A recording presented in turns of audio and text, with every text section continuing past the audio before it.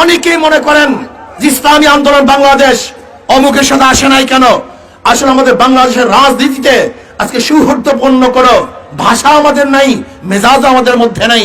আমি বলবো যারা বিভিন্ন কর্মসূচি দেন অথচ তারা দেখা যায় আমাদের টেলিফোন করেও সৌজন্যবোধ রক্ষা করেন না, একটু আমাদেরকে বলেন না এই কর্মসূচিতে অংশগ্রহণ করুন, আপনারা সমর্থন জানান, এরকম পর্যন্ত আমাদের মধ্যে সমবেদনা জানাবারও আমাদের মধ্যে ভাষা নাই, সেই মন মস্তিষ্ক আমাদের মধ্যে নেই।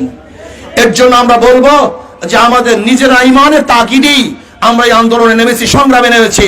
কাজে ইনশাআল্লাহ আমাদের আন্দোলন সংগ্রাম চলতেই থাকবে ইনশাআল্লাহ। কর্মসূচি সরকারের পুলিশ বাহিনীর নির্বিচারে গুলিতে হাটহাজারে 4 জন মাদ্রাসার ছাত্র এবং বিবাড়িয়ায় 2 জন মিছিলকারী নিহত হওয়ার প্রতিবাদে হেফাজত ইসলাম বাংলাদেশে ঘোষিত আগামীকাল 28 মার্চের দেশব্যাপী সকল সন্ধ্যা শান্তিপূর্ণ হরতাল কর্মসূচিকে ইসলামী আন্দোলন বাংলাদেশ পূর্ণ সমর্থন করেছে। নাম্বার 2, আগামী